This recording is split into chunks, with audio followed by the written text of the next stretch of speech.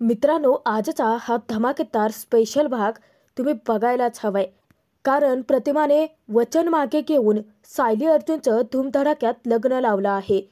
तर सायलीवरती बाजारू नावाचा टॅग चिकटवणाऱ्या प्रियाचं चक्क प्रतिमाने सगळ्यांच्या समोर थोबाड फोडलंय. आणि फक्त एवढंच नाही, तर जे सुभेदार आता मांडव सोडून निघाले होते त्या सुभेदारांना चैतन्याने अडवत सायली अर्जुनचं लग्न त्या सगळ्यांच्या साक्षीने लावून दिलं आहे.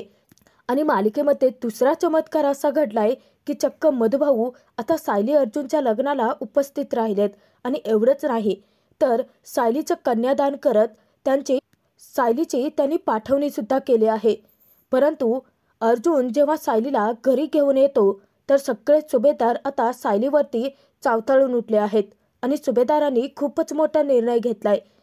परंतु यामध्ये आता अर्जुन सायलीची साथ नक्की कशी निभेल ते व्हिडिओत पाहणारच आहोत. व्हिडिओ शेवटपर्यंत बघायला विसरू नका. आणि आजचा भाग तुम्हाला कसा वाटला ते कमेंट करून कळवा. ठरलं तर मग मालिकेच्या आजच्या 14 फेब्रुवारीच्या भागात अर्जुनने त्या सिक्युरिटी गार्डला चांगलंच खडसावलेलं असतं. ते तेथून निघून जातात.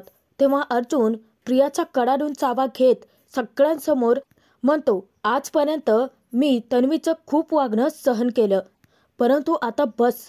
जर माझ्या बायकोच्या अंगाला कोणी हात जरी लावला तर त्याची गाठ माझ्याशी आहे. अर्जुन सायलीची ढाल बनून तिच्या पाठीशी खंबीरपणे उभा राहतो. ते पाहून चैतन्य मात्र खूपच खुश होतो. प्रताप अर्जुनला ओरडतो की सायली तुझी बायको नाही आहे. आता काही सेकंदातच तुझं लग्न तन्वीशी झालं असतं. तेव्हा अर्जुनही सणसणीत उत्तर देतो की आणि तीच माझ्या आयुष्यातली सर्वात मोठी चूक ठरली असती. परंतु पूर्णाजीच्या वचनामध्ये मी अडकलो होतो आणि मी माझ्या बायकोशी भेटू शकत नसतो. तेव्हा सायलीही म्हणते की आणि मी तुम्हाला भेटण्यासाठी किती धडपडत होते. मला तुम्हाला हे सांगायचं होतं की फक्त आपण दोघे एकत्र येऊ शकतो. आणि प्रियाकडे रागावलेल्या नजरेने पाहत सायली म्हणते की कोणी तिसरी व्यक्ती आपल्यामध्ये येऊच शकत नाही.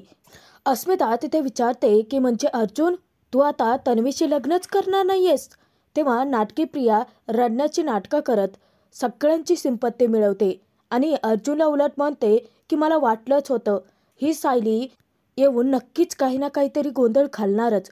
मला ज्याची भीती होती तेच घडतंय. म्हणजे अर्जुन, तू आता पूर्णाजीचं वचन मोडणार आहेस का? असं प्रियाने विचारताच अर्जुन कोंडीत सापडतो. वचनाची गोष्ट बाहेर काढून प्रिया मुद्दाम अर्जुनवरती दबाव आणण्याचा प्रयत्न करते. ती त्याला म्हणते की पूर्णाजीचं वचन मोडलं आणि तिला काही झालं तर? बिचारा अर्जुन खूपच घाबरतो. आणि पूर्णाजीला काही झालं तर ते मी अर्जुन सहन नाही करू शकणार, असं साळसूतपणाचा आव आणत नाटकी प्रिया ढसाढसा रडण्याची नाटकं करायला लागते. मग काय, नेहमीप्रमाणे रविराज पागळतातच. आणि रविराज ते अर्जुनवरती खूप चिडतात की अर्जुन, मागच्या वेळेससुद्धा नेमकी तू हीच चूक केली होती. त्यांना तो प्रसंगही आठवतो की साखरपुड्याच्या दिवशी अर्जुन सायलीसोबत लग्न करून घरी आला होता. चिडलेले रविराज अर्जुनला खडसावतात की मागचे 2 वर्ष माझ्या तन्वीला सावरण्यात लागली आहेत. परंतु आता ते सगळं घडलेलं विसरून ती पुन्हा मोठ्या मनाने तुझ्याशी लग्न करायला तयार झाली होती.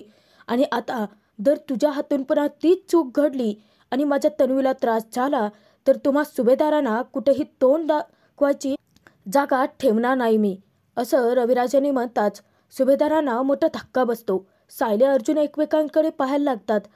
अश्विन रविराजांजवळ येतो. त्यांना समजावतो की काका प्लीज चिडू नकोस ना, अरे शांत हो ना. तेव्हा चिडलेले रविराज त्याचा हात झटकून लावतात. तर अश्विन म्हणतो की काहीही असू देत, परंतु दादाला तन्वीशीच लग्न करावं लागणार आहे, कारण त्याने तसं वचन पूर्णाजीला दिलंय. अर्जुनला पूर्णाजीला दिलेलं वचनही आठवतं. बिचारा अर्जुन आता अडचणीत सापडतो. अर्जुन या सगळ्यांमध्ये सायलीची साथ निभावतो. तर तो अश्विनला सांगतो की हे बघ, पूर्णाजी तिला वचन दिलं होतं कारण त्यावेळेस तिची तब्येत ठीक नव्हती. आणि तूच मला सांगितलं ना की ती आता आउट ऑफ डेंजर आहे. आणि माझी बायको एवढं जगाशी संघर्ष करून माझ्यापर्यंत पोहोचली आहे आणि आता तिला मी दगा नाही देऊ शकत, असं म्हणत अर्जुने सगळ्या सुभेदार किल्लेदारांना हादरवूनच सोडलेलं असतं. कारण यावेळी अर्जुनने सायलीची निवड केलेली असते. तेव्हा रविराजांचा राग अनावर होतो. ते म्हणतात की मला माहिती होतं की पुढे जाऊन हे सगळं असंच घडणार आहे, परंतु मला माझ्या तन्वीला तिचं प्रेम परत मिळवून द्यायचं होतं आणि यामध्ये पूर्णाईना त्यांचं वचन निभवायचं होतं. चिडलेली पूर्णाची आता पुढे येते आणि ती अर्जुनला खडसावते की प्रतिमा इथे नसताना माझ्यावरची खूप मोठी जबाबदारी मी पार पाडत होते अर्जुन, परंतु आता प्रतिमा इथे परत आली आहे, म्हणजे माझी जबाबदारी आणखीनच वाढली. आता ते वचन तू मला मोडायला लावू नकोस.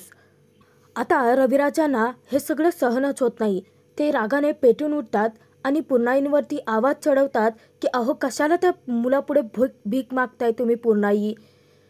आज फक्त इथे माझ्या तन्वीचा अपमान झालेला नाहीये, तर तुम्ही माझ्या प्रतिमाचाही अपमान केलाय, ते वचन मोडून. तर नाटकी प्रिया रविराजांच्या गळ्यात पडून आता ढसाढसा रडायला लागते, गळे काढायला लागते आणि सगळेच जण आता तिच्या या नाटकाला फसलेले तर असतातच, परंतु या सगळ्यांमध्ये प्रतिमा ही सायलीच्या बाजूने खंबीरपणे उभी राहते. ती सायलीसाठी स्टँड घेते. ती आता घडला प्रकार सगळा तिच्या लक्षात येता पूर्णाचीला येऊन विचारते की या सगळ्या मुळाशी तुम्ही मला दिलेले वचन आहेत ना पूर्णाई. तेव्हा पूर्णाची म्हणते की हो बाळा, आणि जोपर्यंत तू स्वतः या वचनातून मला मुक्त करत नाही ना, तोपर्यंत हे वचन मी मागे नाही घेऊ शकत. तर प्रतिमा तिथे आता खूपच मोठा निर्णय घेते की झालात, मी दिलेल्या वचनातून तुम्ही मुक्त झालात पूर्णाई. तेव्हा सर्वच जण धक्क्याने प्रतिमाकडे पाहायला लागतात. पूर्णाची विचारते की म्हणजे. तेव्हा प्रतिमा सगळ्यांकडे एक नजर टाकते आणि पूर्णाचीला म्हणते की गेल्या 20 वर्षापूर्वी मी जे तुम्हाला वचन दिलं होतं, ते जे वचन मला आठवतही नाही आहे, त्या वचनातून मी आज तुम्हाला मुक्त करते पूर्णाई. असं तिथे प्रतिमाने खूप मोठा गौप्यस्फोट करून सर्वांना नुसतं हादरवूनच सोडलेलं असतं. परंतु प्रतिमाने सायलीला दिलेलं वचन पूर्ण केलेलं असतं की जेव्हा सायलीला तिच्या आधाराची गरज पडेल तेव्हा ती तिच्याच पाठीशी खंबीरपणे उभी राहील. सायली अर्जुन, चैतन्य कुसुम यांचा आनंद गगनात मावेनासा होतो. तर प्रतिमाने खूप मोठं पाऊल उचलत अख्खा मांडवच हादरवून सोडलेला असतो. सगळे सुभेदार अवाक होऊन तिच्याकडे पाहतच राहतात. तर धक्क्यात असलेली पूर्णाची प्रतिमाला विचारते की हे सगळं तू नाराज होऊन बोलतेस ना माझ्याशी, परंतु प्लीज मला माफ कर बाळा. तर प्रतिमा तिथे पूर्णाईचे हात खालती घेते, कारण पूर्णाईने हात जोडलेले असतात. तर पूर्णाची प्रतिमाला म्हणते की तू काळजी करू नकोस, हे वचन अजूनही मी पाळेन आणि याला लग्न करायला मी भाग पाडेनच. तेव्हा प्रतिमा पूर्णाचीला शब्दात पकडत म्हणते की या शब्दाचाच मोठा अर्थ आहे ना पूर्णाई. आपल्या मुलांनी आपल्या वचनासाठी एकमेकांच्या मनाविरुद्ध आयुष्य काढावं, इतपत कोणतंही वचन मोठं नसतं पूर्णाई. आज जर अर्जुनचं लग्न तन्वीशी झालं तर एक नाही तर 3-3 आयुष्य उद्ध्वस्त होतील पूर्णाई. आणि हे सगळं मला दिलेल्या वचनापायी जर घडत असेल तर हे मला पटणार नाहीये पूर्णाई. असं तिथे प्रतिमाने खूपच मोठा गौप्यस्फोट करता प्रियाचं स्वप्न आता भंगलेलंच असतं. म्हणून आज या वचनातून मी तुम्हाला मुक्त करते पूर्णाई, असं प्रतिमाने म्हणताच चावताळून उठत कल्पना प्रतिमालाच खडसावते की प्रतिमा, या विश्वासघातकी मुलीसाठी तू तुझ्या मुलीच्या विरोधात जातेस. तेव्हा प्रतिमा तिचा गैरसमज दूर करत म्हणते की नाही ग कल्पना, खरं तर आज मी माझ्या दोन्ही लेकींचा विचार करते. अर्जुनचं तन्वीवरती किंचितही प्रेम नाही आहे, हे त्याच्या वागण्यातून स्पष्टपणे दिसतं. आणि अशा परिस्थितीमध्ये कल्पना, अर्जुन तन्वीचा संसार सुखाचा होईल का, असं प्रतिमाने म्हणताच प्रिया तिथे खूपच भडकते. आणि प्रिया म्हणते की हे बघ आई, आता तुला हवं तेव्हा तू असं वचनातून मुक्त नाही होऊ शकत आणि पाठ तर फिरवूच नाही शकत. पूर्णाचीने हे लग्न ठरवलंय ना, तर हे लग्न होणारच. तेव्हा प्रतिमा तिला विचारते की अच्छा, म्हणजे तुझा हा हट्ट आहे का बाळा, मग आता माझंही उत्तर ऐक. पूर्णाईने काय वचन मागितलं होतं की लग्न अर्जुनचं माझ्या लेकीशीच होईल, हो ना. तेव्हा प्रिया मान डोलावते. तर प्रतिमा तिथे खूप मोठा खुलासा करत म्हणते की मग सायली ही माझी लेकच आहे ना, आणि शेवटी अर्जुनचं लग्न माझ्या लेकीसोबतच होतंय की. तेव्हा नागराजची एक घाबरगुंडी उडते. त्याला वाटायला लागतं की प्रतिमा हे काय बोलत सुटली आहे. तर प्रतिमा म्हणते की सायलीने माझ्यासाठी प्रत्येक गोष्ट केली आहे की जी मुलगी एका आईसाठी करते. प्रतिमा सायली दोघी एकमेकींकडे पाहत असतात आणि दोघींच्याही डोळ्यात आनंदाश्रू दाटून येतात, कारण त्या दोघींनाही त्यांनी एकमेकींसोबत घालवलेला प्रत्येक क्षण आठवत असतो.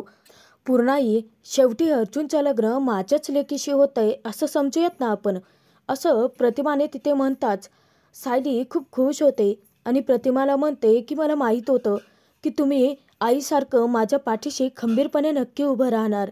तेव्हा सायलीला प्रतिमाने दिलेलं वचनही आठवतं की जेव्हा केव्हा तुला माझ्या आधाराची गरज असेल तेव्हा मी तुझी साथ द्यायला उभी राहीन. आणि सायलीला दिलेलं वचन प्रतिमाने अखेर निभावलेलं असतं. शेवटी काय, खऱ्या तन्वीचंच लग्न अर्जुनशी होणार असतं. प्रतिमाच्या निर्णयाने काही जणी जरी खुश असले तरी तिथे रविराजांना मात्र प्रतिमाचा हा निर्णय पटलेलाच नसतो.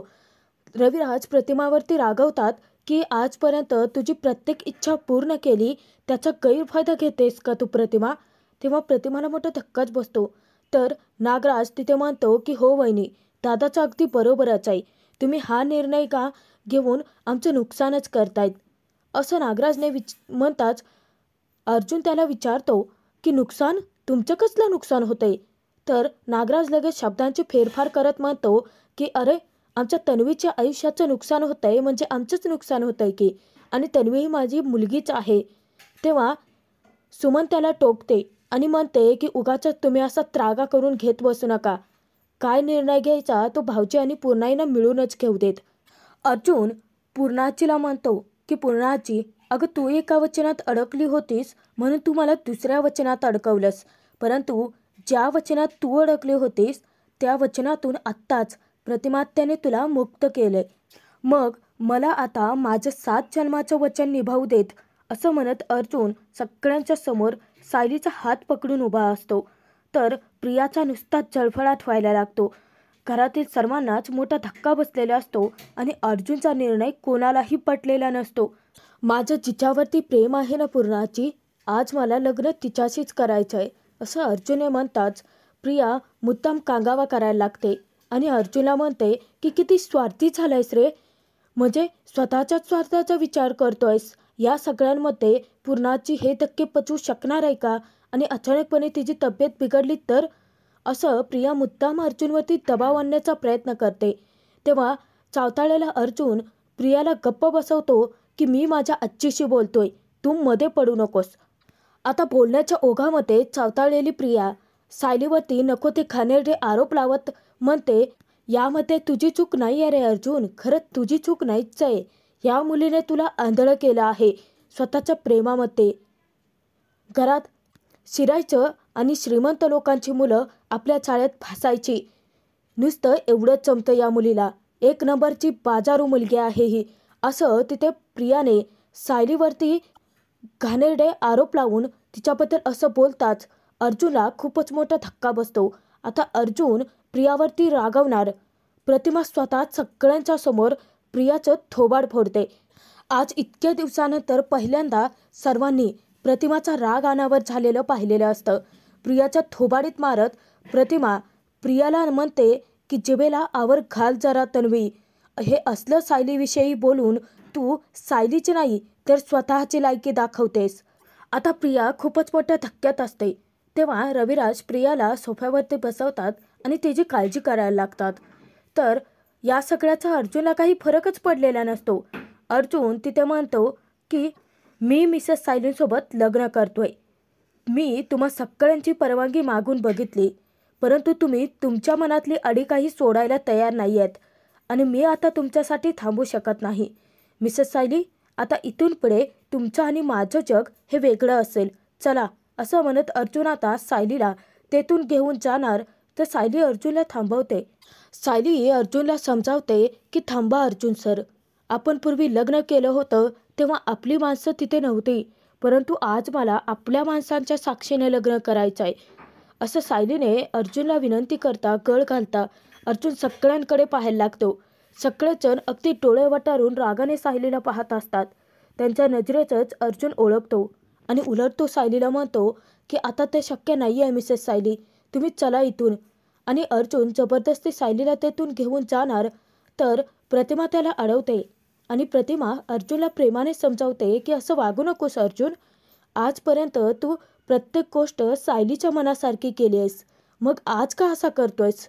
आजही तिच्या मनासारखं होऊ देत ना.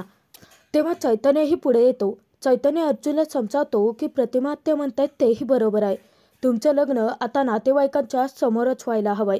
म्हणजे तुमचं लग्न झालं तर कोणी त्या लग्नावरती पुन्हा शंका नाही घेणार. आता चैतन्य प्रतिमा त्यांचं म्हणणं अर्जुनला पटतं. सायली अर्जुनकडे पाहून डोळे मिचकावते. तेव्हा अर्जुन सायलीचा हात पकडतो आणि तिला पुन्हा मांडवात घेऊन येतो. आता सगळेच जण सुभेदार खूपच मोठ्या धक्क्यात असतात. रविराज, प्रिया त्यांच्याकडे रागाने पाहायला लागतात. तर प्रताप म्हणतो की हे दोघेही निर्लज्जासारखे जर याच मांडवात लग्न करणार असतील ना तर आम्हाला इथे थांबायचंच नाही आहे. तेव्हा कल्पना म्हणते की हो ना, माझीही इथे थांबण्याची इच्छाच नाही आहे. सायली अर्जुनला खूपच वाईट वाटतं. सगळेच जण सुभेदार आता ठरवतात तेथून निघून जायचं. रविराज ते म्हणतात की प्रतिमाला थांबायचं असेल तर तिची मर्जी, पण आम्हाला कोणाला थांबायची इच्छाच नाही आहे. आता सर्वच जण तिथे पाहुणे मंडळीसोबत त्या फार्म हाऊसच्या बाहेर निघणार. तर चैतन्य कुसुम दोघेही दरवाजाच बंद करून घेतात. तेव्हा चावथाळलेली प्रिया कुसुमला जा विचारते की हे सगळं तुमचं काय चाललंय, जाऊ देत आम्हाला इथून. तेव्हा कुसुमही प्रियाला म्हणते कधीतरी दुसऱ्याच्या आनंदात आनंदी राहायला शिक जरा. सायली तुझी बालपणीची मैत्रीण आहे. आज तिच्या आनंदात आनंदाने सहभागी हो ना. आता तिथे खूपच मोठा गोंधळ निर्माण झालेला असतो. चैतन्य सगळ्यांसमोर हात जोडत म्हणतो की मी इथे उपस्थित असलेल्या सगळ्या मोठ्या माणसांची माफी मागतो, परंतु आज अर्जुन सायली वहिनीचं लग्न लागत नाही तोपर्यंत हा दरवाजा मी उघडणार नाही आहे. तेव्हा सर्वांना मोठा धक्का बसतो. तर चिडलेली पूर्णाजी चैतन्यवरती ओरडते की चैतन्य, आत्ताच्या आत्ता दरवाजा उघड, आम्हाला जाऊ दे तिथून. तेव्हा चैतन्य म्हणतो की सॉरी पूर्णाजी, लग्न होत नाही तोपर्यंत दरवाजा बंदच राहणार. प्रतिमा देखील आता पूर्णाईंना हाक मारते आणि त्यांच्यासमोर हात जोडत म्हणते की पूर्णाई, रविराज, आज अर्जुन सायलीचे लग्न आपल्या सगळ्यांच्या समक्ष होऊ देत. एवढं कराल ना तुम्ही प्लीज माझ्यासाठी. आता सगळेच जण पेचात पडलेले असतात, कारण आता विनंती तर प्रतिमाची असते आणि तिच्या विनंतीला मान न देणं म्हणजे तिचा अपमान. सगळे सुभेदार आता मान खालती घालून उभे असतात. तेव्हा अर्जुन गुरुजींना म्हणतो की चला गुरुजी, आता विधींना पुन्हा एकदा सुरुवात करा. तेव्हा तिथे विमल, सायली, अर्जुन, प्रतिमा, चैतन्य सर्वच जण खूप खुश असतात. तर अर्जुन मुद्दामच सुमन काकूला म्हणतो की सुमन काकू, तुला माझ्या लग्नातले हसरे फोटो हवे होते ना, बघ मग आता किती छान स्माइलिंग फोटो येत आहेत ते. आणि सायली अर्जुन दोघेही आता एकमेकांना पाहून हसायला लागतात. तर सायली अर्जुन दोघेही आता जेव्हा विधी पूर्ण करायला बसतात तर त्यांच्यासोबत विमलताई, कुसुम हजर असतात. कुसुमताईने सायलीसाठी मुंडावळ्या देखील आणलेल्या असतात. ती पटकन सायलीच्या अंगावरती एक शेला आणि तिच्या मुंडावळ्याही बांधून घेते आणि गुरुजींनी आता विधीला सुरुवात केलेली असते. तर सर्वांच्या साक्षीने पुन्हा एकदा धूमधडाक्यात सायली अर्जुनच्या लग्नाला सुरुवात झालेली असते. सगळे सुभेदार नाईलाजाने तिथेच उभे असतात, परंतु त्यांना समोर जे काही घडतंय ते अजिबातच पटत नसतं. जेव्हा सायलीचं लक्ष सुभेदारांकडे जातं तर सुभेदार खूपच चिडलेले असतात आणि सायलीला खूप वाईट वाटायला लागतं. तिच्या डोळ्यातून अश्रू येतात.